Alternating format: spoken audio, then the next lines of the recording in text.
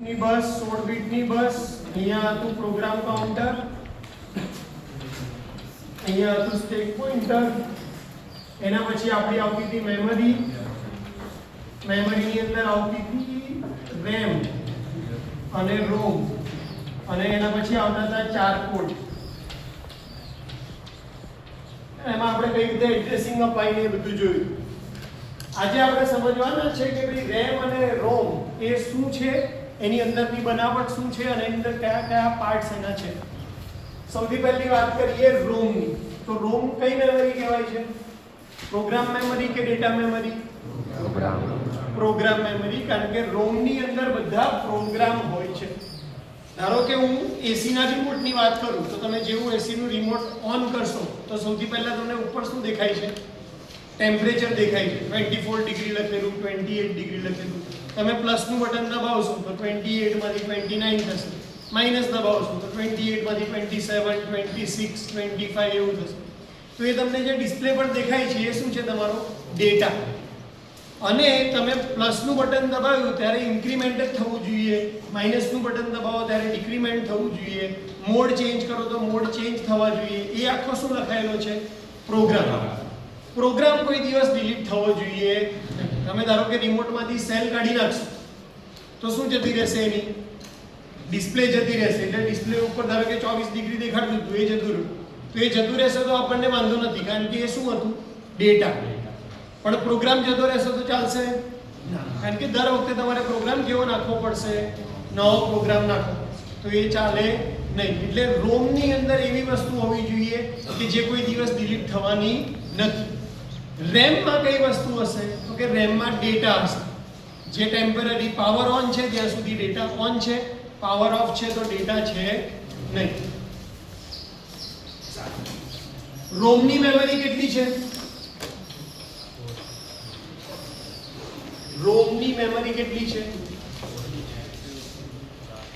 4 KB એને micro કંટ્રોલરમાં રહી ગઈ છે કેટલી એટલે ગમે તે રીતે ભણવા માંગે છે તડફડે છે ભણવા માટે કે ના મને ભણાવો તો મારથી અહીંયાથી નીકળાશે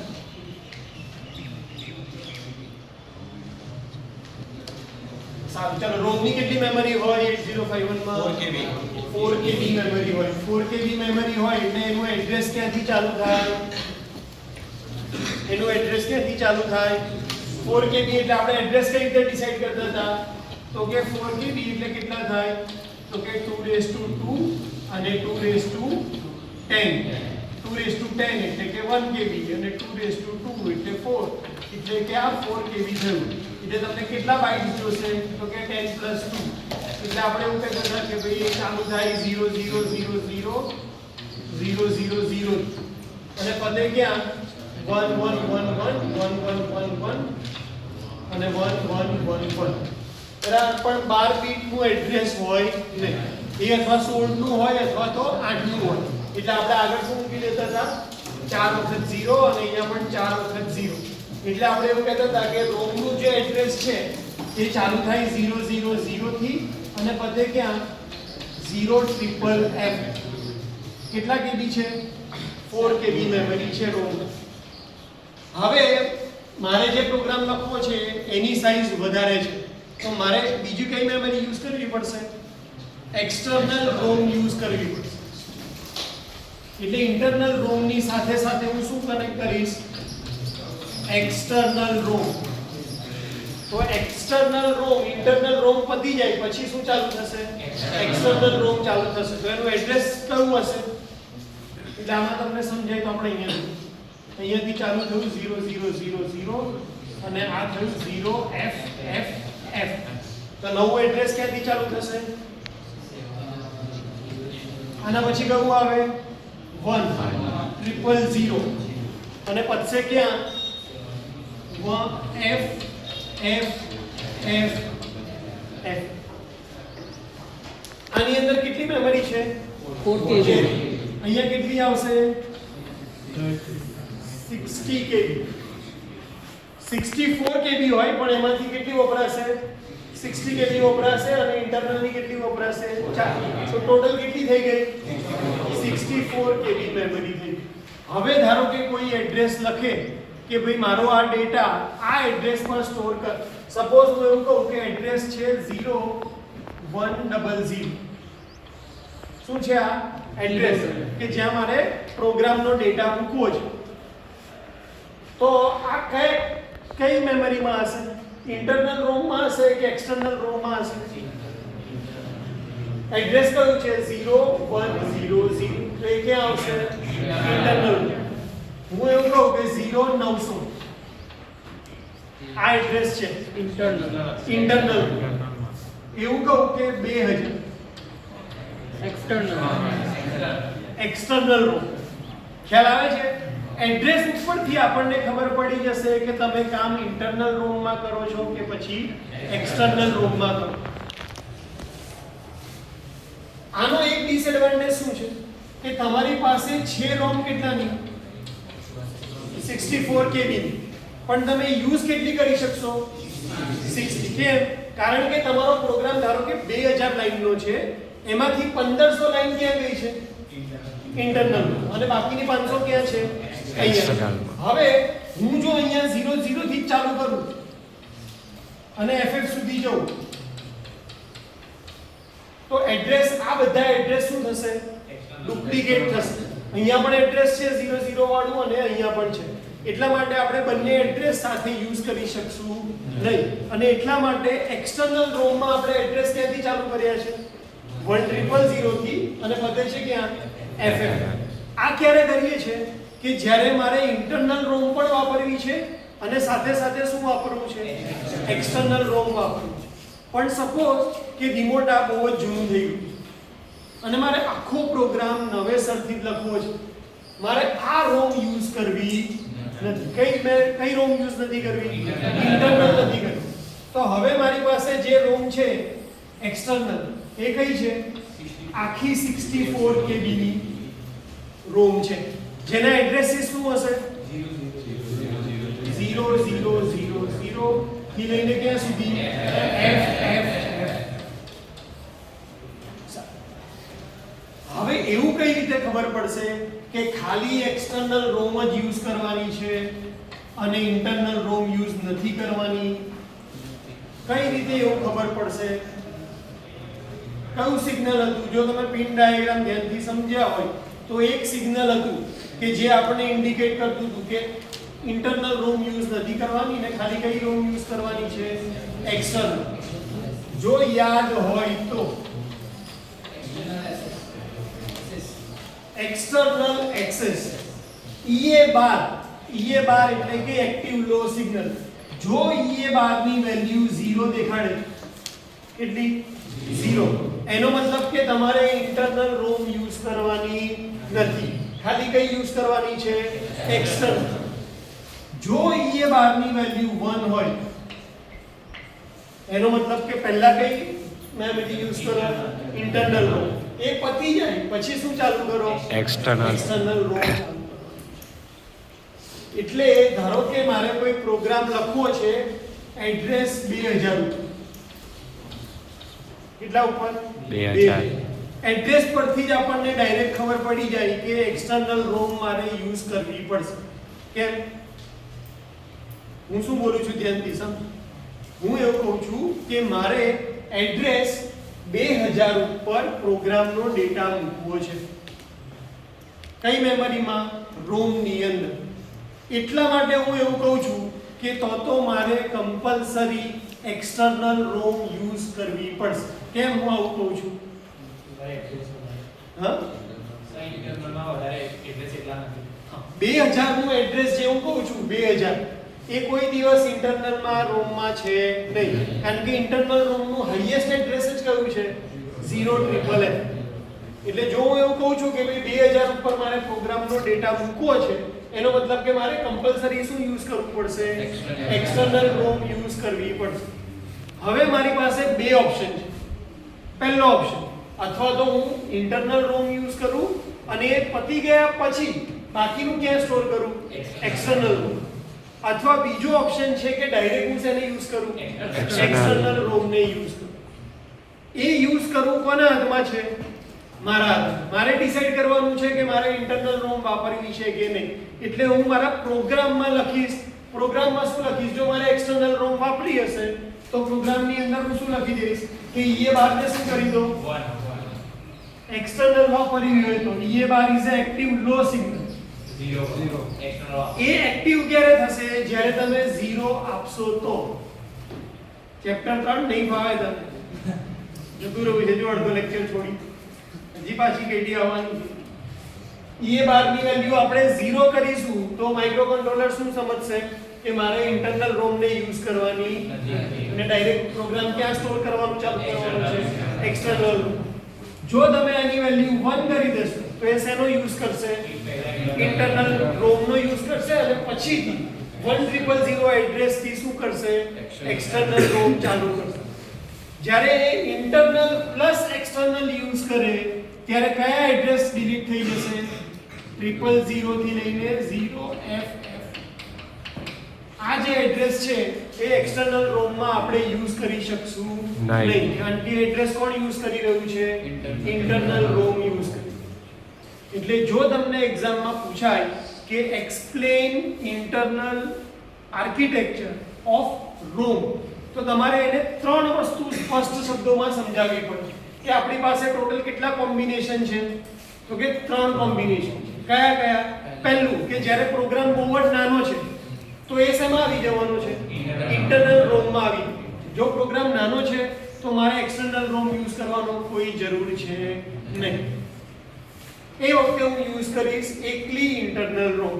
ધારો કે પ્રોગ્રામ થોડો લાંબો છે અને મારે ઇન્ટરનલ રોમ પણ યુઝ કરવી છે તો હું ઇન્ટરનલ રોમ માં ક્યાં સુધી એડ્રેસ રાખીશ 4 વખત 0 થી લઈને 0FFF અને એક્સટર્નલ રોમ નું એડ્રેસ ક્યાંથી ચાલુ થશે 1000 થી લઈને FFFF.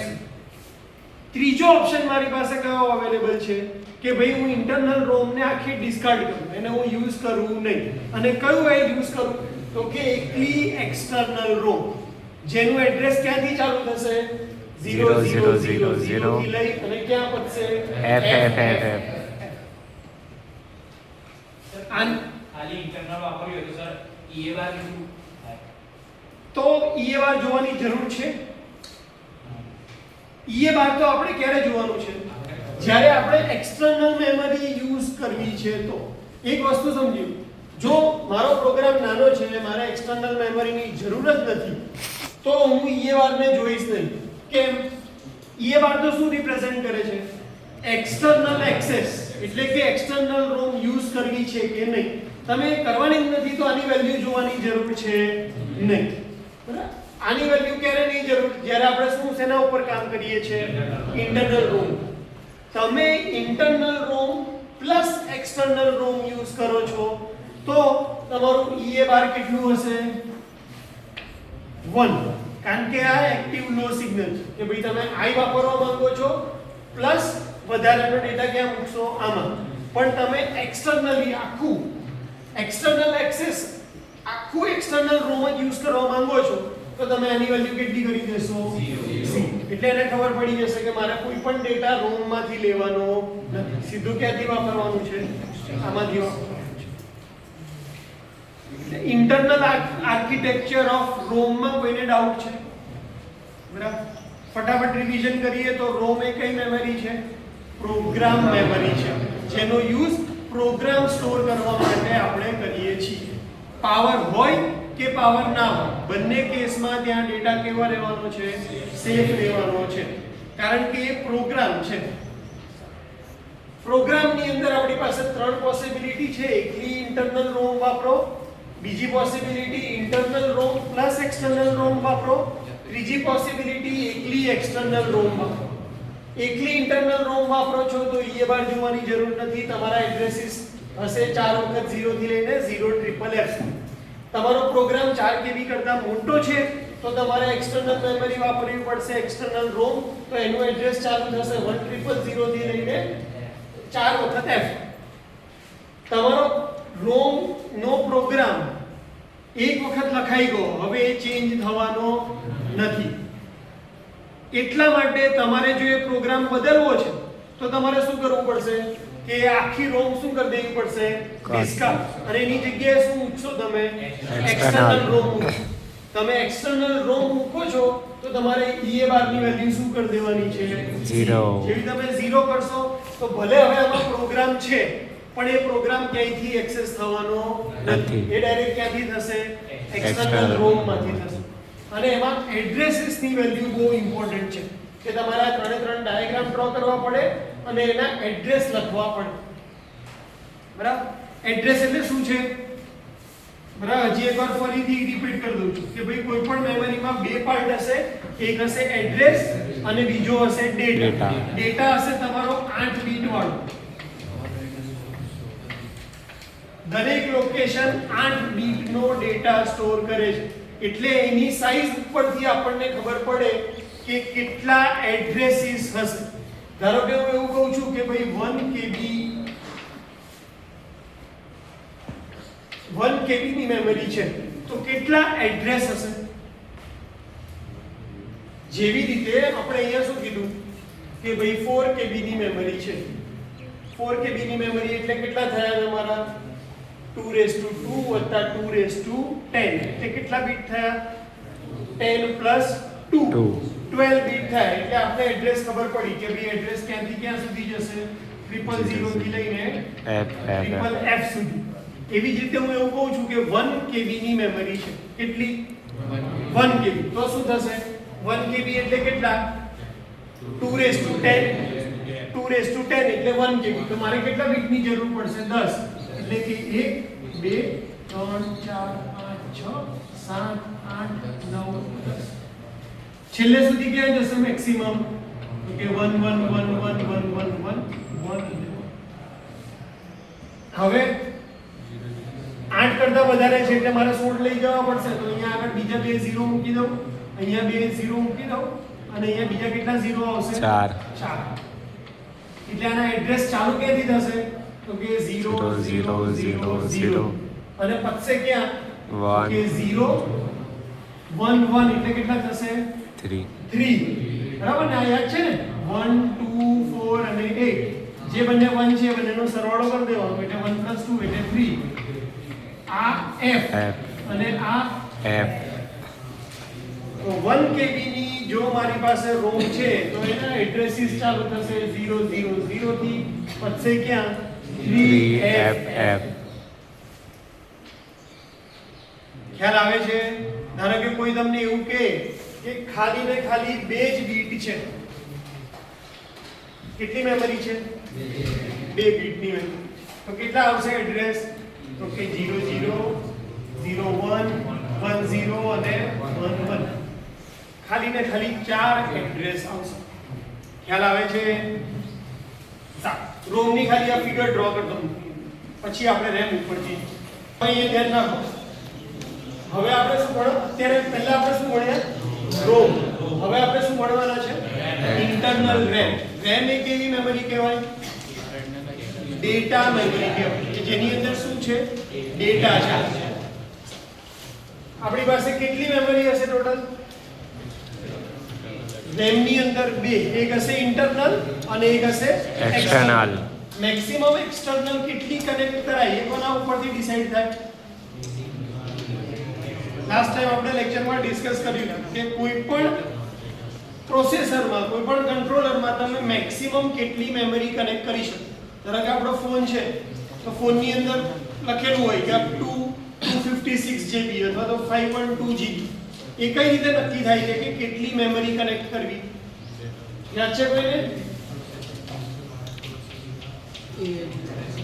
એ કોણ નક્કી કરે છે એડ્રેસ લાઈન કેટલી છે એ નક્કી કરે છે 8051 માં એડ્રેસ લાઈન કેટલી છે એડ્રેસ લાઈન કેટલી છે 16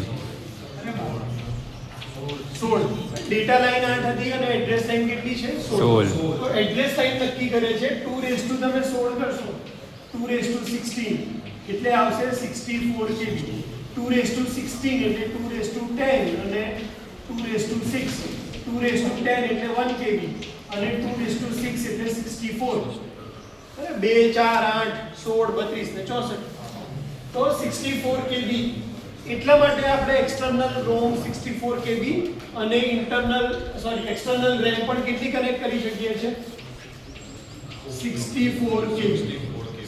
રેમની કેટલી સાઈઝ હતી 128 બાય 4 KB તો આની હતી હમણાં જ ભણ્યા. આની કેટલી છે 128 બાઇટ. 128 બાઇટ્સ. 128 બાઇટ્સ એટલે કેટલા જગ્યા થશે, કેટલા ખાના થશે? ધારો કે આને મારે થોડું વધારે ડિટેલમાં ડ્રો કરવું હોય તો આવા કેટલા ખાના થશે ટોટલ 128. કારણ કે એક બાઇટ તમારું એક ખાનું રોકે છે. જે આપણે એડ્રેસ આપીએ છીએ એ કેટલું રોકે છે એક બાઇટ. એવા કેટલા બાઇટ છે 128. એટલે ટોટલ કેટલા ખાના થયા 128. તો મારે એડ્રેસ કેટલા આપવા પડશે 128 એડ્રેસ આપવા પડશે. બરાબર 128 એડ્રેસ આપવાના થાય 128 એટલે કેટલા થશે 2 7 2 6 એટલે 64 2 7 એટલે 128. એનો મતલબ મને 7 બીટની જરૂર પડશે. કયા કયા તો કે 0 0 0 0 0 0 0 અને ક્યાં સુધી જશે 1 1 1 1 1 1 1. આ ત્રણ માટે આગળ આપણે શું મૂકી દેશું એક, અહીંયા પણ આગળ એક શું મૂકી દેશું 0.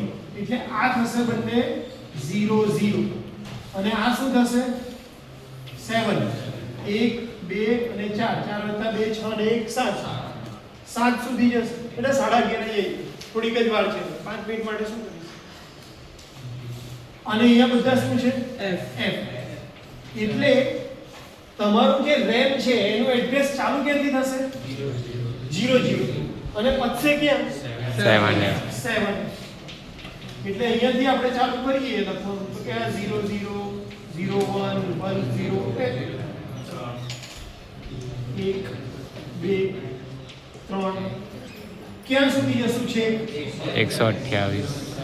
7f. જે ટોટલ કેટલા ખાના રોકશે 128. જો તમે ડેસિમલમાં લખતા હો તો એ 128 થાત. હેક્સાડેસિમલમાં તો ખાલી કેટલા નંબરથી બધી કહું 7f. 7f નો મતલબ છે 128. સેમ વે આપણે આ લખીએ છીએ ને 4 વખત f. આનો મતલબ શું થયો 65536. જો તમે એને કન્વર્ટ કરો તો ટોટલ ખાના થાય છે 65536 ખાના. જેને આપણે રિપ્રેઝન્ટ ખાલી શેનાથી કરીએ છીએ f f f. સારું. એટલે એક વસ્તુ આપણને ખબર પડી ગઈ કે ભાઈ ઇન્ટરનલ રેમ જે છે એના એડ્રેસ આમ સિમ્પલ છે.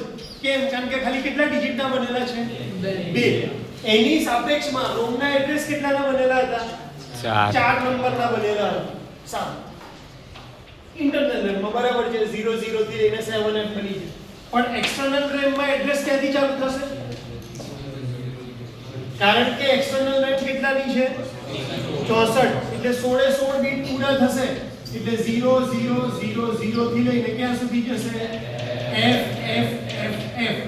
એટલે અહીંયા 0 0 0 0 થી ચાલુ કરી અને છેલ્લું એડ્રેસ કયું હશે f f f f. આ સૌથી સારું છે. કેમ? આની અંદર આપણને કન્ફ્યુઝન રહેતી હતી કારણ કે બંનેના એડ્રેસ કયા બીટના હતા 4 ના. અહીંયા બી આ 0 0 0 થી લઈને 0 0 f સુધી અહીંયા. એટલા માટે આપણે કયું સિગ્નલ આપવું પડતું હતું EA બાર. ઇન્ટરનલ રેમ અને એક્સટર્નલ રેમમાં એવું કોઈ કન્ફ્યુઝન છે જ નહીં. કેમ? કારણ કે ઇન્ટરનલ રેમનું એડ્રેસ શું છે કેટલા આંકડાનું છે 2. અને એક્સટર્નલ રેમનું એડ્રેસ કેટલા આંકડાનું છે 4.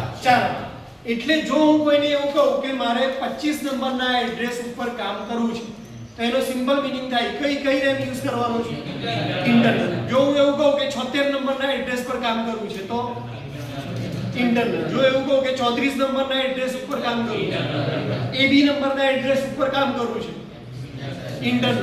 અને એવું કહું કે 2500 ના એડ્રેસ ઉપર કામ કરવું છે. જે કન્ફ્યુઝન રોમમાં હતી એવી કોઈ કન્ફ્યુઝન રેમમાં છે નહીં. કારણ કે બંનેના એડ્રેસ જ કેવા છે અલગ અલગ. આનું એડ્રેસ 8 બીટનું છે અને આનું એડ્રેસ કેટલા બીટનું છે 16 બીટનું છે. એટલે આમાં જે આપણને પેલો 4 કેબી વાળો લોસ થતો હતો એ 4 કેબી વાળો લોસ અહીંયા થવાનો આથી RAM નો યુઝ થાય છે ડેટા સ્ટોર કરવા માટે. એટલે આમાં તમે આને કાઢી નાખશો અને નવું લખશો એવી કોઈ કરવાની જરૂર છે નહીં. જ્યાં સુધી જરૂર છે ત્યાં સુધી કઈ મેમરી વાપરો? RAM પતી જાય તો તમે કઈ વાપરશો? એક્સટર્નલ RAM વાપરશો. પ્રોગ્રામ મેમરીમાં શું થતો હતો કે તમારો પ્રોગ્રામ આખો એક પાર્ટ હોવો જોઈએ, આખો કન્ટિન્યુઅસ હોવો જોઈએ. એટલા માટે તમે આ અને આનું કોમ્બિનેશન યુઝ કરો અથવા આ એકનું યુઝ કરો અથવા આ એકનું યુઝ કરો એવું થતું. જ્યારે RAM ના કેસમાં એવી કોઈ કન્ફ્યુઝન છે નહીં, કારણ કે આમાં આપણે સિમ્પલી શું સ્ટોર કરવાનું છે? ડેટા સ્ટોર કરવાનું છે. એટલે જ્યાં સુધી ડેટા સમાય છે ત્યાં સુધી ઇન્ટરનલ RAM વાપરો, બાકીનો બધો ડેટા ક્યાં ટ્રાન્સફર કરો? એક્સટર્નલ RAM ની અંદર ટ્રાન્સફર કરો. બંનેમાં જે દેખીતી વાત છે એ શું છે? એમના એડ્રેસ. બંનેમાં ડેટા તો 8 બીટ વાળો જ હશે. ઇન્ટરનલ RAM ની અંદર બી 8 બીટ વાળો ડેટા હશે અને અહીંયા પણ ડેટા 8 બીટ વાળો જ હશે. પણ બંનેના શેમાં ફરક છે? બંનેના એડ્રેસીસમાં ફરક છે. એડ્રેસ ઉપરથી ખબર પડી જશે કે તમે ઇન્ટરનલ RAM ઉપર કામ કરી રહ્યા છો કે એક્સટર્નલ RAM ઉપર કામ કરી રહ્યા છો. એક્સટર્નલ RAM હશે તો એની અંદર એનું ફંક્શન સિમ્પલ જ છે કે ભાઈ આપણે કેટલી લાઈન કેટલા ખાના પાડશું? 65536 અને એની અંદર શું સ્ટોર કરવાના છે? ડેટા. પણ ઇન્ટરનલ RAM ની અંદર આપણે પાછા 3 ભાગ પાડ્યા. પહેલા આટલું ડ્રો કરી લો 2 મિનિટમાં, એક ફોટો પાડો. પછી આપણે ઇન્ટરનલ RAM જે ટેક્સચર RAM નું ટોટલ કેટલા બાઇટ છે? 128 બાઇટ. એના આપણે 3 ભાગ પાડ્યા છે. પહેલો છે રજિસ્ટર સેક્શન, બીજું છે બીટ એડ્રેસેબલ સેક્શન અને ત્રીજો છે જનરલ પર્પસ. આ આપણને 4 રજિસ્ટર બેંક આપી છે. કેટલી? 4 રજિસ્ટર બેંક આપી છે. ક્યાંથી ચાલુ થશે? તો કે R0 થી લઈને R7. એ કઈ બેંક હશે? R0. R1 ની અંદર પણ સેમ નંબર આપ્યા છે R0 થી R7. R2 ના પણ નંબર આપ્યા છે R0 થી R7. R3 ના પણ નંબર આપ્યા છે R0 થી R7.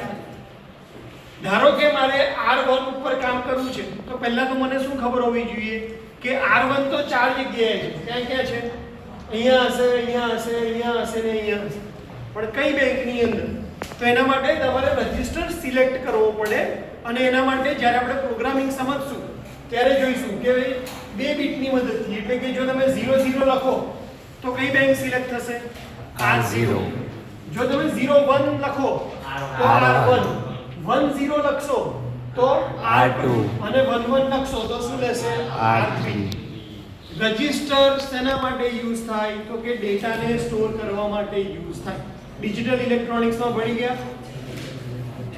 આ 1 બાઇટ છે એટલે કે આમાં બીટ કેટલા હશે? 8. 1 2 3 4 5 6 7. પણ એક સાથે આપણે શું કરી શકશું? ધારો કે મારે એક જ નંબર સ્ટોર કરવો છે 0, તો એમાં એવું નહીં થાય કે હું આને યુઝ કરીશ, મારે આખી બાઇટ લખવી પડશે. તો રજિસ્ટર બેંકની અંદર તમે કોઈ દિવસ ઇન્ડિવિડ્યુઅલ બીટ યુઝ કરી શકવાના નથી. તમારે જ્યારે પણ યુઝ કરવી હોય આખી બાઇટ યુઝ કરવી પડશે. એક રજિસ્ટર બેંક 8 બાઇટની છે. 8 બાઇટની એટલે કે 8 ખાના અહીંયા, 8 ખાના અહીંયા, 8 ખાના અહીંયા અને 8 ખાના અહીંયા. એટલે ટોટલ કેટલા બાઇટ જતા રહ્યા તમારા? 32 બાઇટ. કેટલા છે ટોટલ? 128. 128 માંથી 32 બાઇટ્સ આપણે કોને આપી દીધા છે? રજિસ્ટર બેંકને આપી. રજિસ્ટર બેંક ક્યાં કામ લાગશે? ધારો કે હું કરું છું સરવાળો 32 વત્તા 79 તો 9 વત્તા 2 કેટલા થશે? 1 વધી આવશે ઉપર. તો આ જે કેરી આવે આ કેરી ક્યાં જનરેટ આપણે ક્યાં સ્ટોર કરશું? રજિસ્ટરની અંદર સ્ટોર કરશું. જે પણ વેલ્યુ આવશે, આન્સર આવશે, રજિસ્ટર ટૂંકમાં શેના માટે યુઝ થાય? તો કે ડેટાને સ્ટોર કરવા માટે યુઝ થાય. અલગ અલગ ટાઈપ રજિસ્ટર હોય તો સારું કે નહીં? હા, તમે 8085 નથી ભણ્યા એટલા માટે. બાકી જે અત્યારે 6 સેમેસ્ટરમાં છોકરાઓ છે જે સૌથી જૂનું પ્રોસેસર 8085 ભણ્યા તો એની અંદર ખાલી 8 જ રજિસ્ટર અવેલેબલ છે. એની સામે અહીંયા તો કેટલા છે? 32 બાઇટ એટલે તમને અલગ અલગ 32 લોકેશન અવેલેબલ છે કે જ્યાં તમે તમારો ડેટા ટેમ્પરરી ડેટા હોય એ અથવા કોઈ ડેટા સ્વિચ ઓવર કરવો હોય એ બધો ડેટા તમે ક્યાં સ્ટોર કરી શકો છો રજિસ્ટર બેંકમાં સ્ટોર કરી શકો છો 805 માં ટોટલ કેટલી રજિસ્ટર બેંક છે 4 કઈ R0 R1 R2 અને R3 એનો એક જ ડિસએડવાન્ટેજ છે કે એમાં તમે બીટ વાઇઝ ઓપરેટ કરી શકતા નથી આખી બાઇટ તમે યુઝ કરી શકો છો એના પછીના જે 16 બાઇટ છે એ બધા કેવા છે બીટ એડ્રેસ એટલે કે મારે 16 પંખા ચાલુ કે બંધ કરવા છે પંખા ચાલુ કે બંધ કરવા છે તો મારે સિગ્નલ કયું મોકલવાનું છે 0 અથવા તો 1 તો જો તમે બીટ એડ્રેસેબલ યુઝ ના કરો તો અહીંયા તમારી એક આખી બાઇટ શેના માટે જતી રહે ખાલી એટલું કહેવા માટે કે પંખો ચાલુ કર અથવા તો પંખો બંધ કર એટલા માટે એક્સ્ટ્રા ફેસિલિટી તરીકે આપણને આ 16 બાઇટ કેવા રાખ્યા છે કે જે બધા કેવા છે ઇન્ડિવિજ્યુઅલ તમે એને બીટ દ્વારા 10 11 જે તમે ચાહો એને કરી શકો આની અંદર એવી અવેલેબલ ફેસિલિટી નથી તો 16 બાઇટ આપણે કેવા રાખ્યા છે કે જે બીટ એડ્રેસેબલ છે એનું દરેક બીટ ટોટલ કેટલા હોય 8 એકની અંદર 8 એક બાઇટ આખી એક બાઇટમાં બીટ કેટલા 8 તો એ 8 બીટ તમે શું કરી શકશો ઇન્ડિવિજ્યુઅલી કંટ્રોલ કરી શકશો એના માટે સિમ્પલ કમાન્ડ આવે કે સેટ બીટ 2.1 0 એટલે કે બીજા નંબરનો પોર્ટ અને એનો પહેલો બીટ એને શું કરી દેવાનું છે 0 કરી દેવાનું છે તો એને માટે સિમ્પલ ઇન્સ્ટ્રક્શન આવે છે પણ આ એરિયા આપણી પાસે એવો છે આ 16 બાઇટ એવા છે કે જેને આપણે શું કરી શકશું બીટ એડ્રેસેબલ કરી શકશું 32 બાઇટ છે એટલે એડ્રેસ ક્યાંથી ચાલુ થશે 10 થી એટલે 00 થી ચાલુ થશે અને ક્યાં પતશે 1F 16 બાઇટ છે એટલે ક્યાંથી ચાલુ થશે 20 અને પતે છે ક્યાં 2F આ તો ખબર પડે છે ને કે 0 થી F એટલે 16 આંકડા થઈ ગયા અને આ 0 થી 1F એટલે ટોટલ 32 થાય 0 થી F એટલે 16 10 થી 1F એટલે બીજા 16 તો 00 થી 1F એટલે કેટલા થઈ ગયા 32 એવી રીતે 20 થી 2F તો કેટલા થઈ ગયા 16 32 + 16 કેટલા થયા 48 ટોટલ છે કેટલા 128 તો બાકીના જે આ 80 બાઇટ બચ્યા એ છે આપણે available as a general purpose register કે એની અંદર તમે જનરલ પર્પઝ તરીકે આ બધા કયા છે કે તમે એની અંદર સ્પેશિયલ ડેટા યુઝ કરી શકો આની અંદર શેના માટે છે જનરલ પર્પઝ તરીકે તમે એનો યુઝ કરી શકો 32 + 16 + 80 + 16 + 32 ટોટલ કેટલા થઈ ગયા 128 બાઇટ થઈ ગઈ તો ઇન્ટરનલ રેમ ના કેટલા ભાગ છે ટોટલ 3 કયા કયા એક રજિસ્ટર બેંક વાળો ભાગ બીજો ભાગ ઇન્ડિવિજ્યુઅલ બીટ એડ્રેસેબલ વાળો ભાગ અને ત્રીજો ભાગ કયો છે જનરલ પર્પઝ રજિસ્ટર આની સાથે સાથે આની અંદર સ્ટેક મેમરી પણ રાખવામાં આવે છે સ્ટેક મેમરી કોને કહેવાય તમારો મેલ જીમેલ આપણા મેસેજીસ એ બધા કેવા આવે છે આપણે ઓપન કરીએ ત્યારે કયો મેસેજ પહેલા દેખાય છે જે હમણાં આવ્યો હોય એ કે તમે જ્યારે ફોન લીધો હોય એ વખતનો હમણાં આવ્યો હોય એનો મતલબ કે સ્ટેક મેમરી તમારા ફોનમાં સ્ટેક મેમરી નામનો એક ઓપ્શન આવેલો છે સ્ટેક મેમરી એટલે શું કે લાસ્ટ ઇન ફર્સ્ટ આઉટ જે કોલ તમને છેલ્લો આવ્યો છે એ તમને કેવો દેખાડે છે પહેલો દેખાડે છે બાકી વિચારો કે જે કોલ પહેલો આવ્યો હોય એ જ પહેલો દેખાડે તો શું થાય 5 વર્ષ પહેલાનો ફોન હોય તો મેસેજ કયો આવે મેં પહેલો ફોન લીધો તો ત્યારે આ મેસેજ આવે પછી શું કર્યા કરો સ્ક્રોલ કર્યા એવું ના થાય એટલા માટે આપણે ઇન્સ્ટાગ્રામની ફીડ ફેસબુકની ફીડ ટેલિગ્રામની ફીડ વોટ્સઅપની ફીડ આ બધી કઈ મેમરીમાં સ્ટોર થાય છે સ્ટેક મેમરીમાં સ્ટોર થાય છે સ્ટેક મેમરીમાં ડેટા કઈ રીતે આવે તો કે જે ડેટા છેલ્લે આવ્યો હોય એ ડેટા શું આવે બહાર આવવો જોઈએ એટલે આપણે એને જે સ્ટોર કરવાનું ચાલુ કરીએ છીએ એ અહીંયાથી ચાલુ કરીએ છીએ 0F કારણ કે જેટલો પણ ડેટા આવશે એ બધો આપણે ક્યાં સ્ટોર કરશું 0f પછી ક્યાં સ્ટોર થશે 1 0 પછી 1 1 1 2 એની પાસે આટલી મેમરી રહેશે શેના માટે સ્ટેક મેમરી તરીકે વાપરવા માટે તમારે સ્ટેક મેમરી તરીકે નથી વાપરવી તો પણ એ કઈ રીતે અવેલેબલ છે જનરલ પર્પસ માટે તો અવેલેબલ છે જ અચ્છા કોઈ એવું કહે કે સર અહીંયાથી કેમ ના ચાલુ કર્યું છે નીચેથી તો આટલી આ એક બેંક છે એ આપણે એવું રાખ્યું છે કે ઓપરેશન દરમિયાન કોઈ વાર આપણને જરૂર પડે તો એટલીસ્ટ 8 બાઇટ આપણે કેવા રાખવા છે ફ્રી બાકીના 120 બાઇટ આપણે શેમાં કન્વર્ટ કરી દીધા છે કે તારે સ્ટેક મેમરી તરીકે વાપરવા હોય તો પણ વાંધો નહીં અને જનરલ પર્પસ તરીકે વાપરવા હોય તો પણ વાંધો નહીં કારણ કે સ્ટેક મેમરી તરીકે વપરાશે કે નહીં એ કોણ ડિસાઈડ કરશે પ્રોગ્રામ ધારો કે WhatsApp નો મેસેજ આવ્યો છે તો એ શેમાં સ્ટોર કરશે સ્ટેક મેમરી પણ ખાલી રેન્ડમ ઇમેજ પાડી છે તો જનરલ પર્પસમાં લઈ લેશે તો પ્રોગ્રામને ઓલરેડી ખબર છે કે કયા ટાઈપનો ડેટા આવે છે એની અંદર લખેલું જ છે કે જો સ્ટેક ટાઈપનો ડેટા આવે તો એને ક્યાં સ્ટોર કરશે સ્ટેક મેમરી